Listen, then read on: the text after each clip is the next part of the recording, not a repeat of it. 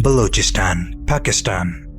A place of dry deserts, tall mountains and long-standing conflicts. But in March of 2025, something shocking happened. A train hijacking that shocked the whole country. Passengers were scared and the authorities rushed to take control. It started like any normal train trip.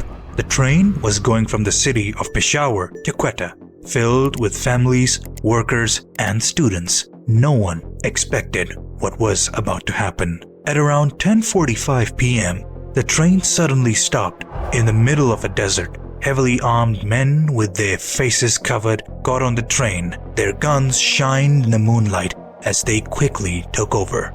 They ordered the passengers to give up their phones and stay quiet. Fear had spread amongst all. This was not just a robbery. It was something much more serious. This was a planned, strategic hijacking. There were many different people on board. An old couple going to see their grandchildren, or students returning home from university, and a young mother holding her newborn baby. Everyone's journey was suddenly full of fear. In less than an hour, the news had reached the government. Security forces were sent quickly, but the hijackers had a goal, and they were ready to demand what they wanted. They released a video message of the hijack asking the government to release their imprisoned group members. They said they would kill hostages if their demands were not met. The government had a tough choice. Should they try to talk or send in the army? Time was running out. Earlier today, they issued an ultimatum to Islamabad. Free Baloch prisoners in 48 hours. If not, the hostages will be killed. Inside the train, the air was thick with fear. Mothers hugged their children. Men whispered quietly, thinking of an escape plan. But one wrong move could cost them their lives. The hijackers warned that they would shoot anyone who tried to escape.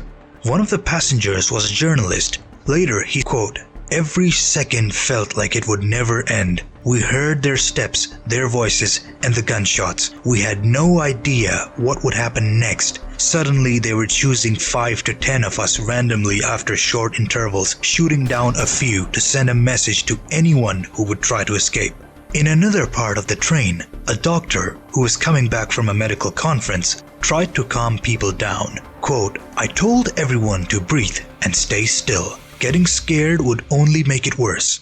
But in complete honesty, I too was scared." As the hours passed by, Pakistan's army planned a rescue. Intelligence reports said that the hijackers were from a militant group in the area. Their actions were being tracked and a plan was made. The army decided to act at dawn. They wanted to avoid deaths and save the passengers. Since talking wasn't working, action was the only option left. A former officer said, quote, "We knew we didn't have much time. We had to move quickly but carefully. One mistake could mean the loss of many innocent lives." That night, families of the people on the train waited helplessly, watching the news, praying for their loved ones. One of the survivors said, quote, "It was torture. I saw my cousin being brought out of the train, telling them not to kill him as he had young daughters waiting for their father at home. And then they unloaded rounds on him. We had made up our minds to run because there was no telling who they'll kill and spare next." The rescue operation had begun. It was dangerous and tense. The army and the hijackers fought for almost an hour. The army protected the passengers that were running out of the train and fought back hard. In the end, the hijackers were defeated. One survivor said, quote, "The gunshots were coming from everywhere. We dropped to the floor, hoping we would live, and then started running again. And this continued for about 2 kilometers. Then we reached to the point where the soldiers were situated, and each one of us survived luckily." By 6:30 a.m., the hijacking was over. The train was safe, the passengers rescued, and the hijackers were either caught or killed. People were relieved, but the event raised serious questions about why this happened. The government said everyone was safe, but people wanted answers. Who planned the attack? Was it part of a bigger plan? And most importantly, could this happen again? Security experts pointed to the ongoing problems in Balochistan. Many separatist militant groups among the BLA or Balochistan Liberation Army are fighting for different reasons. Some are calling for independence, and they hold central government responsible for exploitation of the rich resources in Balochistan. Others want better economic conditions. Balochistan is the least developed province of the country, but it has the most of its natural resources, gas, minerals. The hijacking showed how deep the problems really are, because this was not just an attack on vehicles or buses, but a train boarding hundreds of passengers, which is an escalation of such activity. Political experts agreed that this isn't just a random act. One analyst said, quote, "It shows there's bigger problems that need to be fixed as they have gone unsolved for decades. Military actions aren't enough. We need real political solutions." Meanwhile, the people who were on the train are trying to recover psychologically, as many were left emotionally damaged and traumatized. The train staff also showed great courage. One of the staff members said, quote, "Our job is to take people safely to their destination. But that night, we just wanted to survive. We knew we could die at any moment we did something wrong.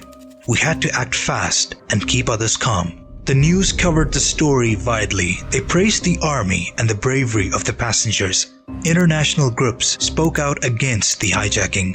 Human rights organizations said it was important to understand why it happened. The government promised better train security. They planned to increase cameras and send more armed guards on risky routes. But some people said this was not enough. What about fixing the root problems?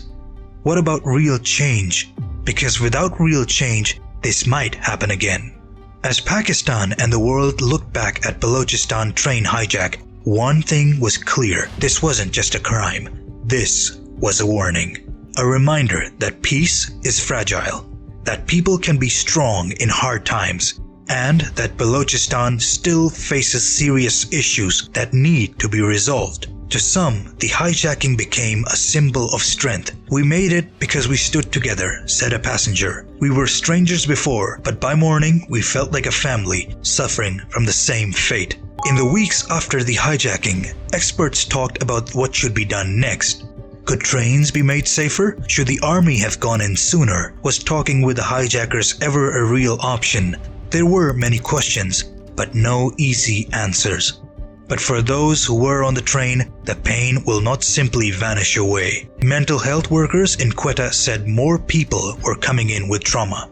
"People don't just forget something like this," said one psychologist. "The psychological impact and emotional wounds can last for years." The Balochistan train hijack became one of the most unforgettable attacks in recent times. It showed weak spots in the system, enlightened political tensions, tested people's courage, and made the country think harder about how to bring peace to troubled areas. The wounds may heal, but the lessons will stay. The hijacking wasn't just about fear. It was about strength people showed afterwards. A story of survival, unity, loss, and tragedy, and the need for lasting peace in a land that has seen too much struggle.